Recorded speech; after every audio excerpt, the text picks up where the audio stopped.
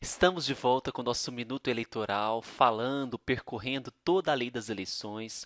Se você ainda não assistiu aos vídeos do artigo 1º ao artigo 16b, assistam. E eu peço encarecidamente para vocês, curtam esse vídeo, compartilhem esse vídeo. Se você ainda não é assinante do canal, assine o canal. Tudo bem?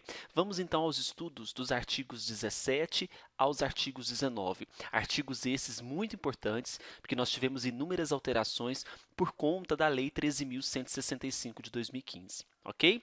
Bem, esses artigos eles versarão sobre a arrecadação de recursos para a campanha eleitoral e também como poderão ser gastos esses recursos. E o artigo 17, ele, no seu caput, estipula para nós a respeito das despesas de campanha. As despesas de campanha é responsabilidade de quem? Basicamente é isso que você precisa gravar do artigo 17. As despesas de campanha são responsabilidade dos partidos políticos ou dos candidatos. Tá? Então, grava isso. De quem é a responsabilidade das despesas de campanha? Candidatos, partidos políticos. A outra informação que nós temos muito importante e foi alterado pela Lei 13.165 de 2015 é a respeito dos limites de gastos. A leitura anterior do artigo dizia que os limites eram estabelecidos por lei, ou seja, pelo Poder Legislativo, Congresso Nacional. Mas agora os limites são estabelecidos pelo próprio Tribunal Superior Eleitoral. Esses limites eles são dispostos por resoluções e esses limites eles deverão ser encaminhados e divulgados até o dia 20 de julho do ano eleitoral. Os limites para as campanhas eleitorais de 2016 já foram divulgados, todos já estão cientes, não é? Então, de quem que é a responsabilidade para estabelecimento de limites agora pela Lei 13.165 de 2015? O próprio Tribunal Superior Eleitoral. É do TSE essa responsabilidade. Como que ficou o estabelecimento de limites falando das eleições de 2016? Então, nós temos uma resolução que diz o seguinte: para os cargos de prefeito, presidente e governador, pensando então aqui no cargo de prefeito, como que foram estabelecidos o limite? Vamos imaginar o limite para o primeiro turno. O limite para o primeiro turno ele será da seguinte maneira: 70% do maior gasto declarado para os municípios que tiveram apenas um turno nas eleições de 2012 e 50% para os municípios que tiveram dois turnos. Então, pensa o seguinte: nas eleições de 2012, teve um município que teve apenas um turno para a eleição. Então, para esse município nas eleições de 2016, o limite estabelecido para o prefeito será de 70% do maior valor declarado. Agora, se lá em 2012 esse município teve dois turnos, para as eleições de 2016, falando de primeiro turno, será 50% em relação ao maior valor declarado. Agora, nos municípios que tiverem segundo turno nas eleições de 2016, como que estabeleceu o limite para prefeito? 30% do valor encontrado no primeiro turno. Quando a gente fez o cálculo no primeiro turno, não encontrou um valor? Então, em relação a esse valor, 30% desse valor será para o segundo turno nos municípios nas eleições de 2016. Aí tem uma exceção. Para os municípios com até 10 mil eleitores, e nós temos muitos no Brasil, prefeito pode gastar no máximo 100 mil reais e vereador 10 mil. Municípios com mais de 10 mil eleitores, seguimos as orientações acima descritas. Então, aqui nós estamos falando de eleições 2016 para o cargo de prefeito e para os municípios com até 10 mil eleitores. Agora nós temos os limites de gastos para os cargos de senador, deputados e vereadores.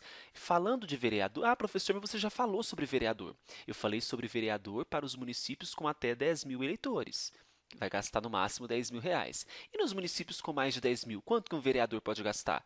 70% do maior gasto declarado na eleição anterior para esse cargo.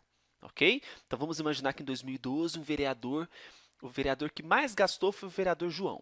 O João gastou aí 100 mil reais.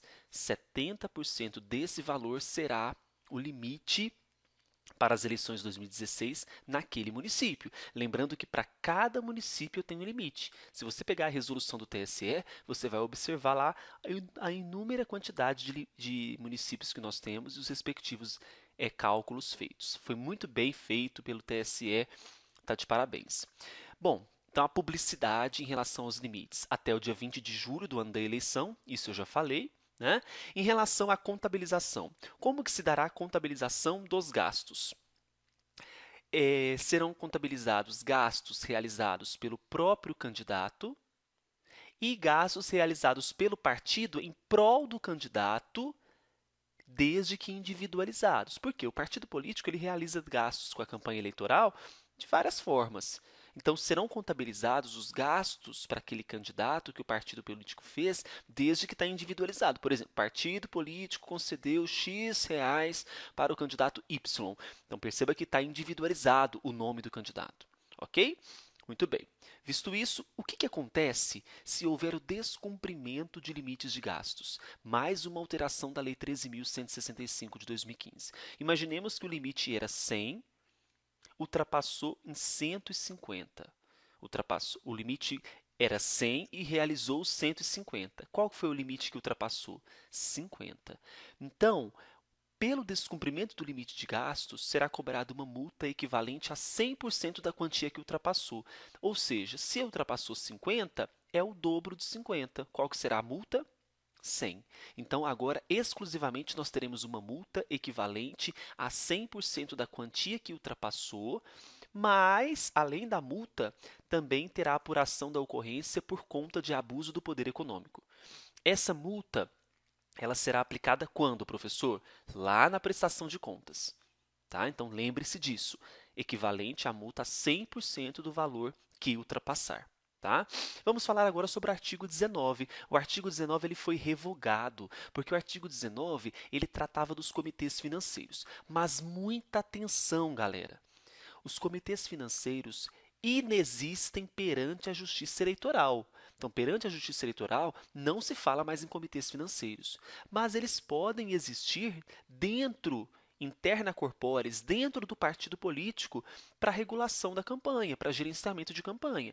Perante a Justiça Eleitoral, quer nem saber mais, não existe comitê financeiro. Tá? Porque o comitê financeiro antes ele gerenciava a campanha perante até a Justiça Eleitoral. Tinha prazos para a instituição dos comitês, etc. Perante a Justiça Eleitoral, inexiste. Se cair na sua prova, não existe mais comitê financeiro perante a Justiça Eleitoral. Mas, pelo contrário, vai que cai uma discursiva. Você fala que no ambiente interno pode ter a existência do comitê financeiro para gerenciamento de campanha. E outra coisa, você não pode confundir comitê financeiro com comitê de campanha. Os comitês de campanha, eles existem, são aqueles comitês que está instalado na sociedade, o partido ele pega um local, pinta lá com as cores do partido, que lá é um comitê de campanha.